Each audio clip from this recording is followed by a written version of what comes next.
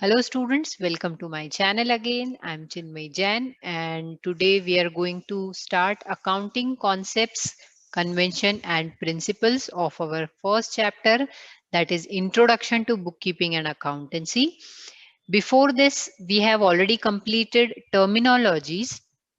If you have not seen those videos, watch those videos first because you can understand the accounting concepts better once you understand the terminologies. So let's start with the topic, meaning and importance of accounting concepts. तो ये accounting concepts हैं क्या? भाई accounting जो होती है उसमें कुछ ऐसे कॉन्सेप्ट्स होते हैं या ऐसा कहूँ कुछ जनरल प्रैक्टिसेस होती हैं जो फॉलो की जाती हैं और इन जनरल प्रैक्टिसेस के कारण अकाउंटिंग जो है वो एक यूनिफॉर्म तरीके से हो पाती है. राइट तो हम देखने वाले हैं कि कौन कौन से कॉन्सेप्ट्स होते हैं अकाउंटेंसी में जिनको फॉलो करके और अकाउंट्स प्रिपेयर किए जाते हैं और ये भी देख लेते हैं कि किस कारण से होते हैं. तो अकाउंटिंग कॉन्सेप्ट्स किस लिए होते हैं, इसका इंपॉर्टेंस क्या है. सबसे पहला तो ये हमारे फाइनेंशियल स्टेटमेंट्स को रिलायबल बनाता है.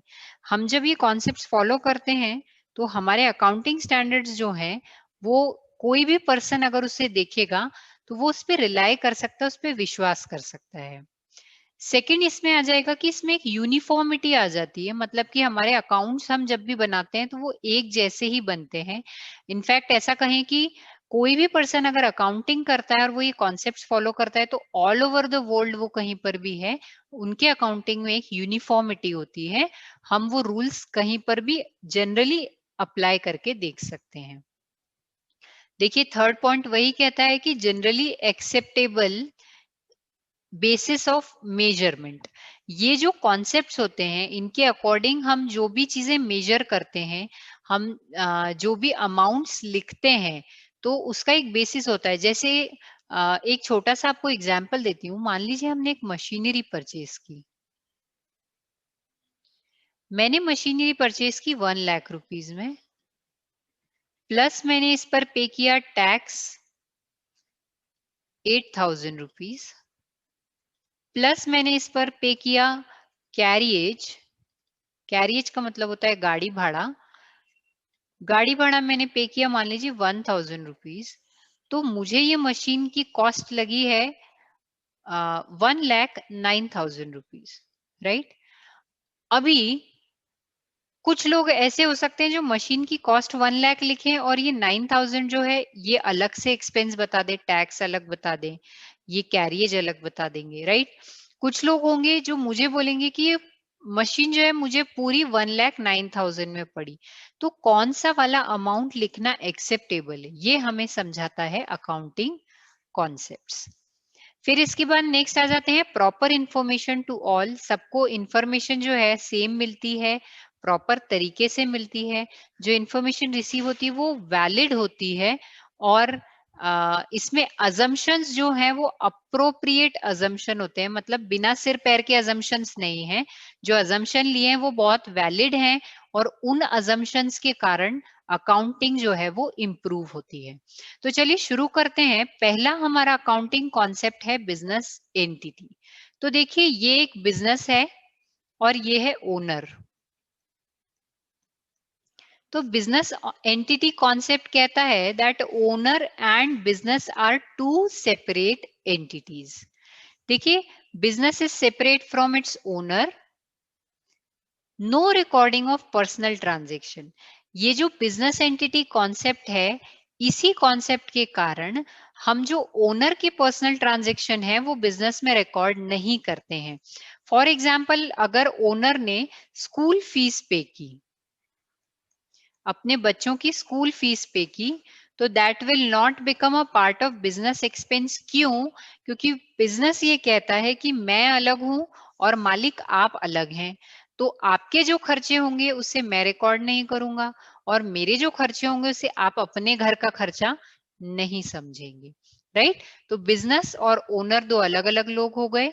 तो ओनर के जो पर्सनल एक्सपेंस है इसलिए उन्हें बिजनेस रिकॉर्ड नहीं करता है. और very important, transaction between business and owners are recorded. इसका मतलब ये है कि जो भी ट्रांजैक्शन बिजनेस और ओनर के बीच में होते हैं वो ट्रांजैक्शंस बिजनेस में हमेशा रिकॉर्ड किए जाएंगे। फॉर एग्जाम्पल, बिजनेसमैन ने कैपिटल इन्वेस्ट किया, तो हम कैपिटल कितना इन्वेस्ट किया है बिजनेस में, इसको क्या करते हैं, रिकॉर्ड करते हैं। क्यों रिकॉर्ड करते हैं? इसलिए क्योंकि जब भी बिजनेस बंद होगा तो ये कैपिटल अमाउंट ओनर को वापस चाहिएगा, राइट? तो ओनर को ये अमाउंट वापस देना है तो बिजनेस रिकॉर्ड रखता है कि मुझे कितना अमाउंट ओनर को रिटर्न करना पड़ेगा, तो इसलिए कैपिटल लिखा जाता है। मान लीजिए कि हमारी एक ग्रोसरी शॉप है और ओनर जो है वहां से 10 केजी वीट लेकर गया, अपने घर ले गया, तो बिजनेस इसे रिकॉर्ड करेगा कि 10 केजी वीट जो है ये हमारा सेल नहीं हुआ है, ये ओनर जो है उसने विड्रॉ किया है। ओके, तो इसलिए बिजनेस एंटिटी कॉन्सेप्ट कहता है that owner and business, these are two separate entities. Next आ जाते हैं हम मनी मेजरमेंट कॉन्सेप्ट पर। Money measurement concept says only monetary transactions are recorded in the business. Business में कोई भी नॉन मॉनिटरी ट्रांजेक्शन्स रिकॉर्ड नहीं होते हैं, ये हम लोग इनिशियल लेक्चर्स में भी पढ़ चुके हैं। फॉर एग्जाम्पल, मान लीजिए हमारे बिजनेस में अगर कोई स्ट्राइक हुई है या लॉकआउट हुआ है, हमारे बिजनेस को उससे नुकसान तो होगा, राइट? कोई स्ट्राइक कर दी है तो इसका मतलब अब हमारे यहाँ प्रोडक्शन रुक गया है, प्रोडक्शन रुकेगा तो डिस्ट्रीब्यूशन रुकेगा, बाजार में अगर सप्लाई कम हो जाएगी तो हमारा जो प्रोडक्ट है उसकी सेल भी कम हो जाएगी, राइट? तो हमें इसका नुकसान तो होगा, लेकिन हम बुक्स में ऐसा रिकॉर्ड नहीं कर सकते कि स्ट्राइक हुई और उसके कारण हमें 10 लाख रुपीस का नुकसान हुआ। अगर 10 लाख की इनकम आप नहीं कमा पाए तो स्ट्राइक के कारण वो नुकसान हुआ, आप ऐसा रिकॉर्ड नहीं कर सकते हैं, because strike is not a monetary transaction. इसके अलावा एक एग्जाम्पल और है, देखिए यहाँ पर एक ऑफिस है, बहुत ही बढ़िया सा एम्बियंस है ऑफिस का, सभी लोग खुशी खुशी काम कर रहे हैं, एक दूसरे के साथ कोऑर्डिनेट प्रॉपरली कर पा रहे हैं।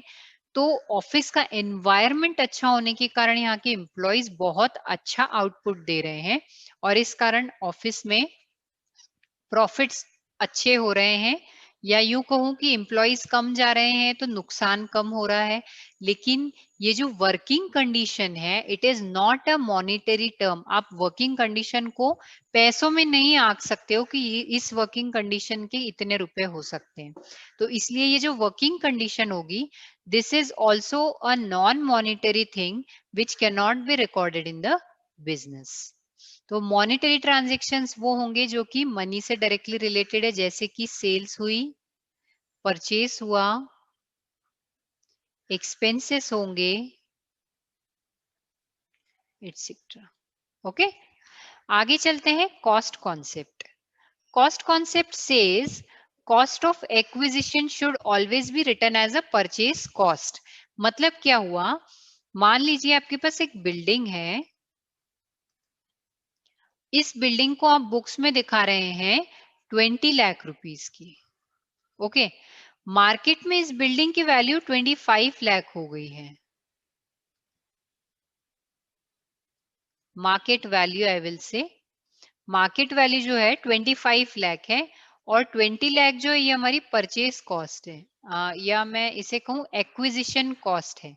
एक्वायर करने का मतलब होता है अपने अधिकार में लेना, राइट? तो एक्विजिशन कॉस्ट या परचेस कॉस्ट भी इसको बोल सकते हैं। तो हमें बुक्स में इन दोनों में से कौन सी रिकॉर्ड करनी चाहिए? तो कॉस्ट कॉन्सेप्ट कहता है कि हमें हमेशा कोई भी चीज जो है एक्विजिशन कॉस्ट पर ही रिकॉर्ड करनी चाहिए। मतलब कि उसकी जो परचेस कॉस्ट है वही उसकी बुक्स में दिखाई हुई कॉस्ट होनी चाहिए, राइट?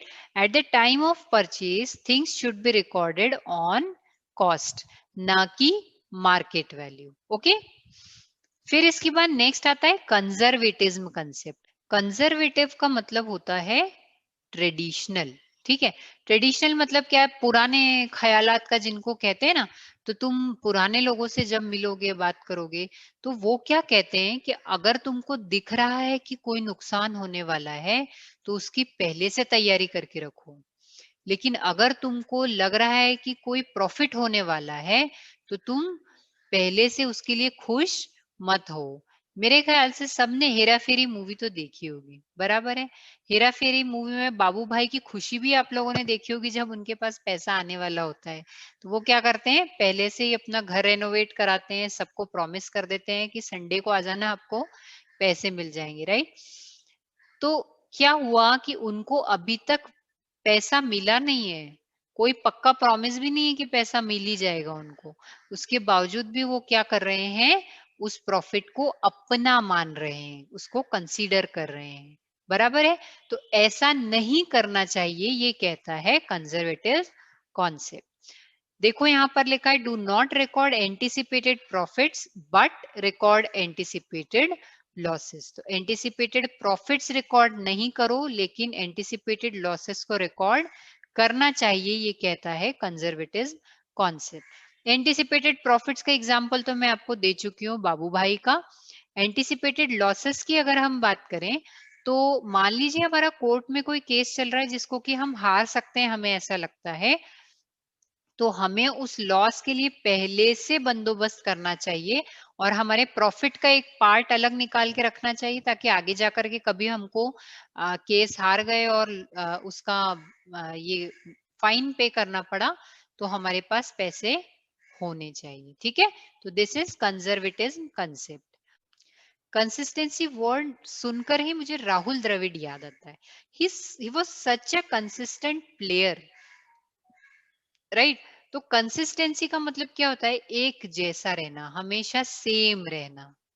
कंसिस्टेंसी मतलब same over the period of time.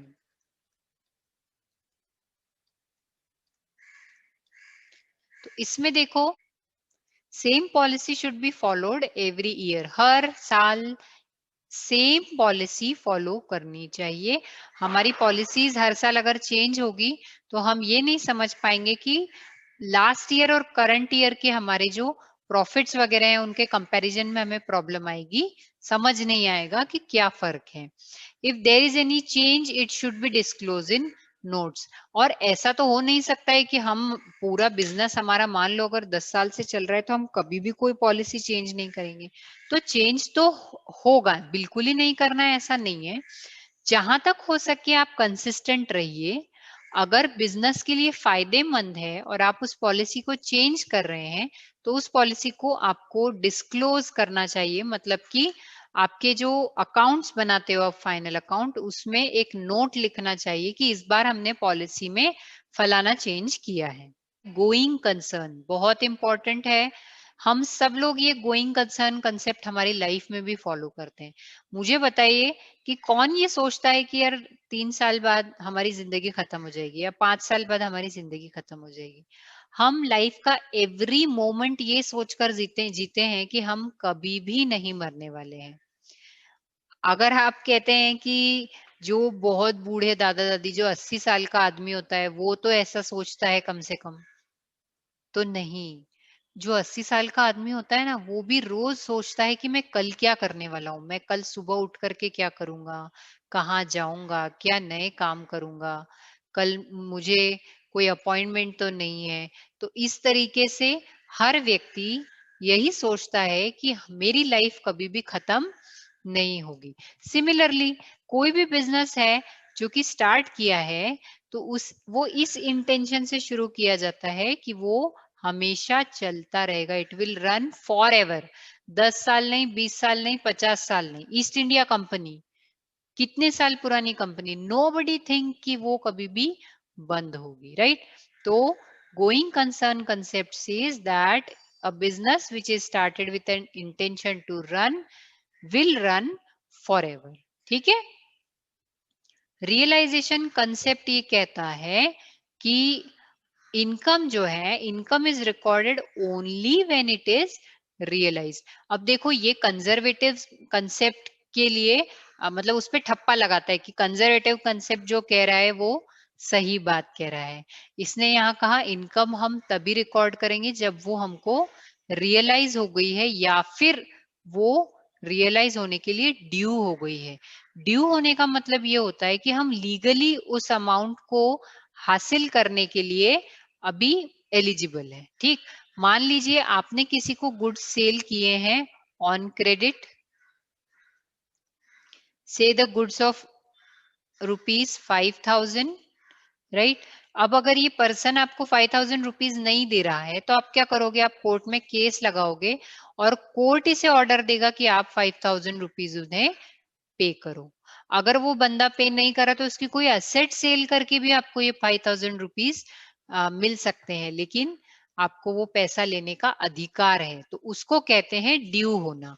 ठीक है, तो या तो हमें अमाउंट ड्यू हो गया है, अभी हाथ में कैश नहीं आया है लेकिन ड्यू हो गया है कि हाँ ये पैसा हमें मिलेगा, गारंटी से मिलेगा, या फिर वो रिसीव हो गया है। तो ये दो ही कंडीशन में हमें इनकम को रिकॉर्ड करना चाहिए। आज के लिए लास्ट हमारा है एक्रूअल कॉन्सेप्ट, और एक्रूअल कॉन्सेप्ट कहता है transaction is recorded when it is due whether cash received और नॉट। अक्रूअल कॉन्सेप्ट ये कहता है कि जब ट्रांजेक्शन ड्यू हो गया है तब हमें उसे रिकॉर्ड करना चाहिए, चाहे हमें उसके लिए कैश रिसीव हुआ है या नहीं। इसके लिए एक एग्जाम्पल देख लेते हैं हम लोग।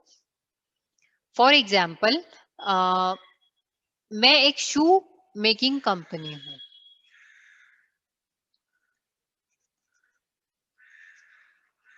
ठीक, मैं एक शू मेकिंग कंपनी हूं और मुझे ऑर्डर आया कि 200 पेयर ऑफ शूज चाहिए मुझे। ठीक है, सिर्फ ऑर्डर आया है, उन्होंने मुझे कोई पेमेंट नहीं किया है, कोई प्रॉमिस भी नहीं किया है पेमेंट करने का, सिर्फ ऑर्डर आया है मेरे पास। तो क्या मुझे ये ट्रांजेक्शन रिकॉर्ड करना चाहिए? बिल्कुल नहीं। सिर्फ ऑर्डर आने के लिए कोई भी ट्रांजेक्शन रिकॉर्ड नहीं होता है। मैं इस ट्रांजेक्शन को कब रिकॉर्ड करूंगी? Whether I have received some amount,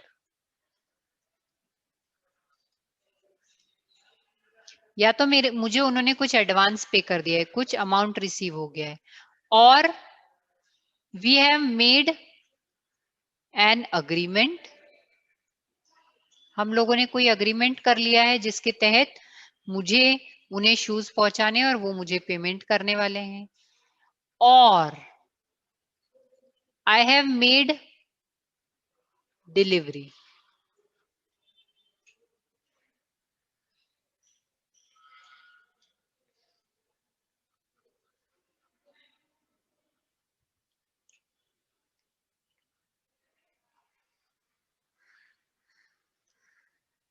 ठीक है, डिलीवरी। ठीक, तो इन तीन कंडीशन में ही मैं ट्रांजैक्शन रिकॉर्ड करूंगी। ठीक, इसका मैं एक एग्जांपल और बता चुकी हूँ कि जैसे हमें कुछ पैसा मिलने वाला है लेकिन अगर नहीं भी मिला तो हम उसे क्लेम नहीं कर सकते हैं, ऐसा कोई भी अगर अमाउंट है तो हमें उसे रिकॉर्ड नहीं करना चाहिए। ठीक, तो आज के लिए इतने कॉन्सेप्ट्स काफी हैं। नेक्स्ट वीडियो में हम कुछ बचे हुए कॉन्सेप्ट्स और देखेंगे, और उसके बाद जैसा कि मैंने आपसे प्रॉमिस किया था, एक हम लोग टेस्ट जरूर लेने वाले हैं जो कि आप सभी सॉल्व कर सकते हैं, चाहे आप मेरे साथ सेम टाइम ऑनलाइन सॉल्व करें या उसे बाद में भी सॉल्व करें। तो इसलिए मैं वीडियो ही डालने वाली हूँ उसका। So thank you so much for watching this video. Please do like share subscribe my videos. कोई भी प्रॉब्लम है तो कमेंट सेक्शन में जरूर लिखिए। अगले वीडियो का वेट कीजिए, और वीडियो के आने का पता लगने के लिए बेल आइकन जरूर प्रेस कीजिए। Thank you so much.